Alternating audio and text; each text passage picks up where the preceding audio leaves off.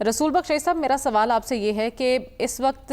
مذاکرات کے معاملے پر پیش رفت کے باوجود نون لیگ اور پی ٹی آئی میں اعتماد کا فقدان دکھائی دے رہا ہے۔ ایک فریق کہہ رہا ہے کہ ان کی نیت ٹھیک نہیں ہے، دوسرا فریق کہہ رہا ہے کہ ہماری مذاکرات کی پیشکش پر ان کا رویہ دیکھ کر ہم حیران ہیں، مضحکہ خیز، یہ ہماری کمزوری سمجھ ہے، مذاکرات کو ایسا نہیں ہے۔ تو یہ چل کیا رہا ہے؟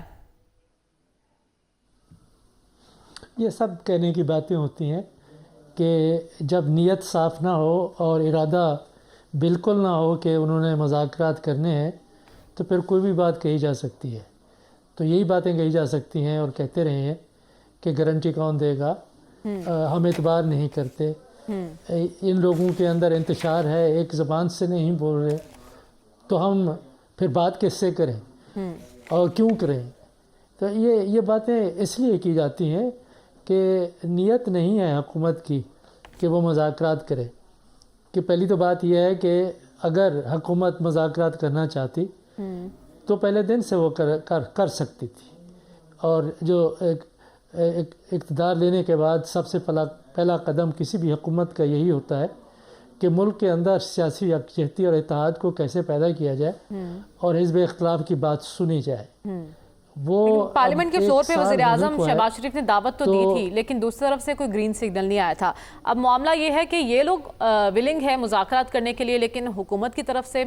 کوئی گرین سگنل نہیں آ رہا، تو پھر اس طرح معاملہ آگے کیسے بڑھے گا؟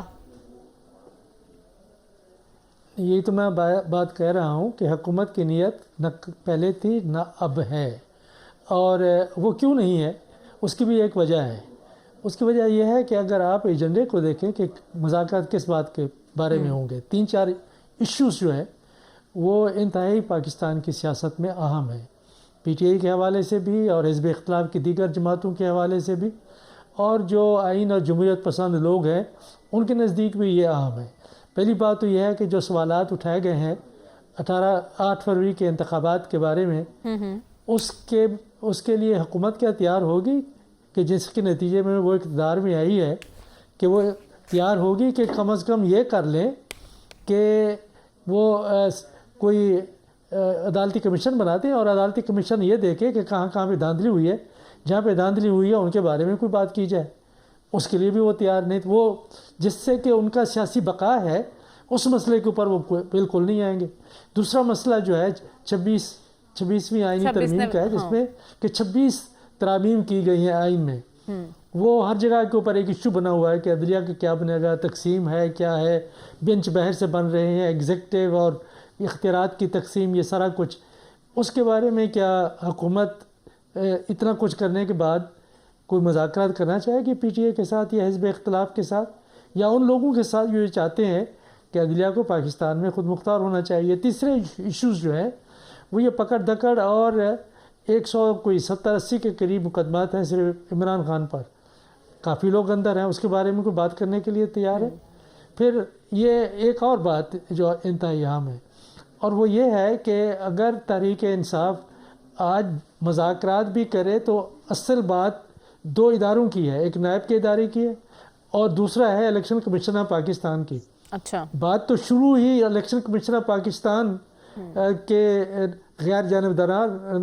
جانبدار نہ ہونے کی سے ہے، اور یہ سارا بحران وہاں سے پیدا ہوا ہے۔ کیا وہ انہوں نے اپنے طور پہ کیا ہے وہ کر سکتے ہیں، یا ان کے پیچھے کوئی طاقت تھی؟ اس کے بارے میں تو ہم کچھ نہیں کہہ سکتے، لیکن یہ ایسے امور ہیں کہ جن کے بارے میں میں کہتا ہوں کہ پاکستان میں سیاسی مکالمہ ہونا چاہیے، میڈیا میں ہونا چاہیے، سول معاشرے میں ہونا چاہیے، شروع تو ہونی چاہیے نا رسول بخش شیخ صاحب، بات شروع تو ہونی چاہیے، ایٹ لیسٹ اپنے مطالبات میں کوئی نرمی لے کر آئیں، ایک ٹیبل پر آ کر بیٹھے تو صحیح کسی پوائنٹ پر۔ نہیں، وہ صرف اسی صورت پہ ہے کہ جب ان چیزوں کے بارے میں بات کرنے کے لیے آمادگی ہو۔ اب دیکھیں، پہلے پی ٹی آئی والے کہتے تھے کہ ہم نے بات نہیں کرنی حکومت سے، ہم کہتے ہیں کہ بالکل وہ کرنی چاہیے، لچک دکھانی چاہیے۔ انہوں نے لچک دکھائی، حکومت کہتی ہے کہ جی ہم تو بات کرنے کے لیے تیار ہیں، آج بھی کہہ رہے ہیں بڑے نرم دلی سے اور نیم دلی سے کہ دیکھیں کوئی مشروط شرط نہیں، جب مذاکرات ہوتے ہیں، حکومت کا ہے یا کوئی اور کو ہے، کہ ہماری یہ شرائط پہلے مان لیں پھر اس کے بعد مذاکرات کرتے ہیں، ایسا کبھی نہیں ہوتا، نہ ہونا چاہیے، یہ سیاست کا اصول نہیں ہے۔ اب کھلے دماغ کے ساتھ ہیں، کھلی میز کے اوپر ہیں، کھل کے بیٹھیں، کھل کے چائے پئیں، کھل کے بات کریں، اور صرف ایک ہی مقصد سامنے ہونا چاہیے کہ یہ جو سیاسی مسائل پیچیدہ سے پیچیدہ ہوتے جا رہے ہیں اور ملک کو استحکام کی ضرورت ہے تاکہ معاشی ترقی ہو، یہ سب کا معاملہ ہے، یہ عوام کا ہے۔ اصل مسئلہ تو یہ ہے جس کے بارے میں ہم بار بار بات کرتے ہیں، تو یہ اصل حکومت کی ذمہ داری ہے، بنیادی ذمہ داری ہے، حزب اختلاف کی نہیں ہوتی بالکل معاملات کو طے کرنے کے لیے۔ ان کے پاس تو کچھ ہوتا نہیں ہے، بالکل۔ اور ان کے پاس کیا ہے؟ لیکن سوال یہی ہے نا کہ حکومت کیوں ہاتھ آگے نہیں بڑھا رہی جب اس کو اس بات کا ادراک ہے کہ سیاسی استحکام آئے گا تبھی معاشی استحکام ہمیں نصیب ہوگا۔ رسول بخش رئی صاحب، پارٹی قیادت پر بانی کا مایوسی کا اظہار کرنا یہ پارٹی کے لیے خود کتنا نقصان دہ ہے؟ میرا خیال ہے کہ اس قسم کا انداز مایوسی تو پھیلا سکتا ہے، لیکن اصل مسئلہ کچھ اور ہے کہ جو سب سے بڑا مسئلہ درپیش ہے تحریک انصاف کو، وہ یہ نہیں ہے کہ شہباز شریف کی حکومت ہے اور آصف صاحب اس کے خواجہ صاحب وہ وزیر دفاع ہیں۔ یہ معاملات حکومت کے ساتھ نہیں ہیں، یہ معاملات اسٹیبلشمنٹ کے ساتھ ہیں، اور اسٹیبلشمنٹ کا دروازہ انہوں نے کئی بار کھٹکھٹایا ہے، کوشش کی ہے، لیکن میرے خیال ہے کہ وہ ابھی تک کھلا نہیں، اور جب تک وہ نہیں کھلے گا یہ دیوار میں ٹکرے بے شک مارتے رہیں۔ یہاں پہ شام والی ابھی صورتحال نہیں ہے، نہ یہ ایران والی صورتحال ہے، نہ کسی اور ملک والی ہے، اور اس کی بھی ایک وجہ ہے۔ یہ نہیں ہے کہ یہاں پہ خوشحالی ہے، امن ہے، سب کچھ ہے، یہ بھی یہ ہے کہ سیاسی طور پر ہم بہت منقسم معاشرہ ہے وہاں پہ، کہ یکسوئی کے ساتھ کوئی ایک تحریک نہیں چل رہی۔ اگر 10 لوگ پی ٹی آئی کے ساتھ کھڑے ہوئے ہیں تو 6-7 حکومت کے ساتھ بھی کھڑے ہوئے ہیں۔ اچھا۔ اور اسی طرح میڈیا میں ہے، اسی طرح جو انفلوئنسرز ہیں ہر جگہ کے اوپر۔ تو تحریک انصاف کے جو اس وقت معاملات ہیں وہ اتنا گمبھیر ہو چکے ہیں، اتنا مشکل سے مشکل ہو چکے ہیں کہ عمران خان کی طرف سے جیل میں بیٹھ کے کہہ دینا کہ آپ نے ڈی چوک والا معاملہ اچھی طریقے سے نہیں اٹھایا، اور ابھی تک جو لوگ